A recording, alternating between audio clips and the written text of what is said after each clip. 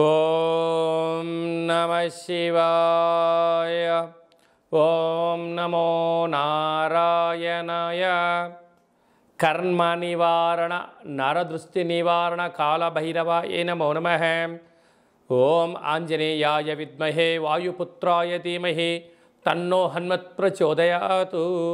హరి ఓం.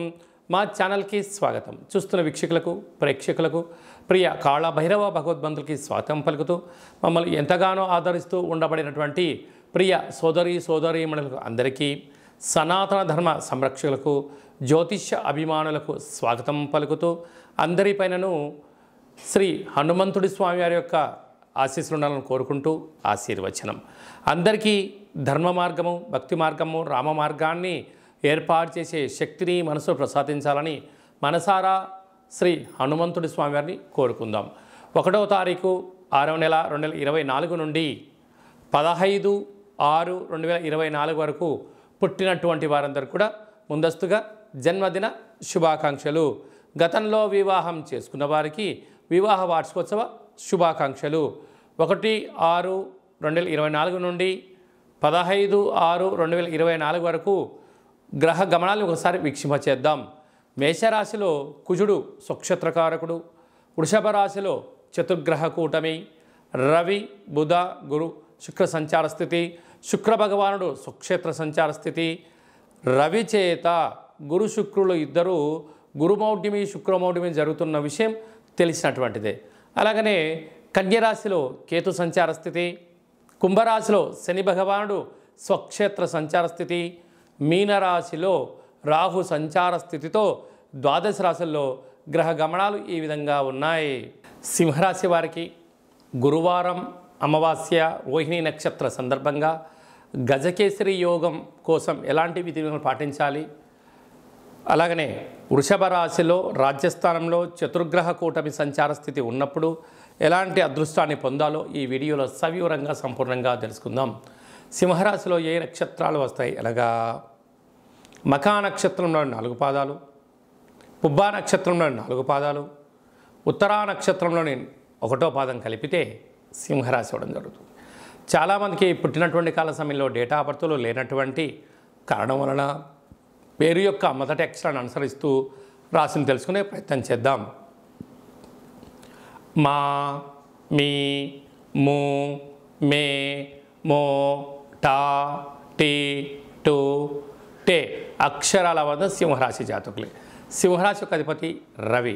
ఈ సింహరాశి జాతకులు దృఢమైనటువంటి శరీరం కలిగి నిత్యము తేజవంతము, విద్యావేత్తలు, సంఘ సంస్కర్తలు, రాజకీయాలు, ఆర్డీఓ, ఎంఆర్ఓ, కలెక్టరేట్, సెక్రటరీ రంగాలలో అనేక మందికి వీళ్ళు ఆదర్శప్రాయంగా ఉండడం, కాంట్రాక్టర్ రంగంలో అత్యున్నతమైనటువంటి విలువలతో కూడిన జీవితాన్ని పొందేవారు మొదటి వరుసలో ఈ సింహరాశి జాతకులే ఉంటారని చెప్పి గమనించాలి.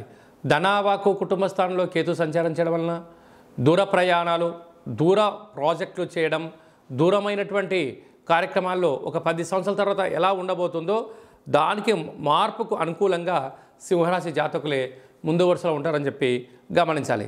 సప్తమ స్థానంలో శని భగవానుడు స్వక్షేత్రకారకుడు అవ్వడం వలన ప్రేమికుల మధ్య సయోధ్య, భార్యాభర్తల మధ్య అన్యోన్యత, విదేశాలకు వెళ్ళాలి, ఎక్స్పోర్ట్స్ ఇంపోర్ట్స్ చేయాలనే వారందరికీ కూడా ఇది చాలా మంచి కాలము అని చెప్పి గమనించాలి. అష్టమంలో రాహు సంచారం చేయడం వలన దయచేసి ఎవరికి అప్పులు ఇవ్వద్దు, అప్పులు తెచ్చుకోవద్దు. మీ జన్మ నక్షత్రం రోజున అష్టమి, పూర్ణిమ, అమావాస్య తిథులు ఎందున దూర వాయు జల ప్రయాణాలు పెట్టుకోవద్దు. అలాగా వాహన ప్రమాదాలు పొంచి ఉన్నాయి, రుణ సమస్యలు బాగా పొంచి ఉన్నాయి. మీరు ఎవరైతే బాగా నమ్ముతారో వారే మిమ్మల్ని మోసం చేయడానికి చాలా సిద్ధంగా ఉన్నారు.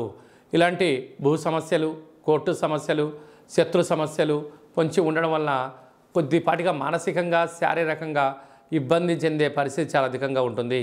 ఇలాంటి కాల సమయంలో ఈ రాహువును తృప్తిపరచడం కోసం రాహు యొక్క దృష్టి మీ మీద లేకుండా ఉండాలి అన్నట్లయితే మీరు ఎంత బరువు అయితే ఉంటారో అంత బరువు కలిగినటువంటి ఉప్పును తులాభారంగా చేసుకొని ఆ ఉప్పును సమానమైన నీటితో వేసి కరిగించి ఆ నీటికి శివుడికి రుద్రాభిషేకం చేసినట్లయితే మీకు రాహువుకు సంబంధించిన దోషాలు తొలగిపోయి అన్నింటా విజయం మీ సొంతం అవుతుంది.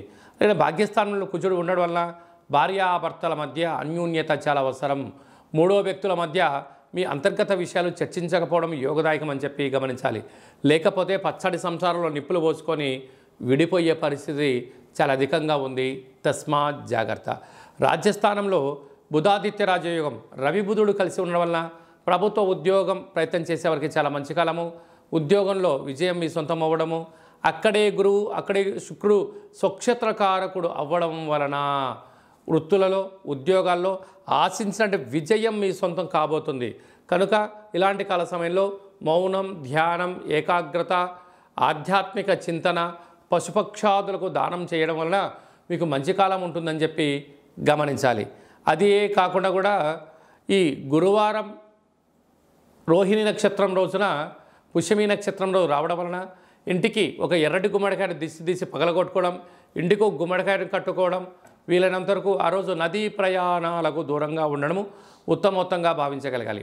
ఇలాగ చతుర్గ్రహ కూటంలో ఉండబడిన గ్రహాలు దోషం తొలగి యోగం కలగాలి అన్నట్లయితే కాళభైరవ స్వామికి స్మరణ, కాళభైరవ స్వామికి సౌభాగ్యం ముడుపు, కాళభైరవ స్వామి హోమంలో పాల్గొనడం వల్ల అద్భుతమైన అదృష్టం మీ సొంతం అవుతుందని చెప్పి గమనించాలి.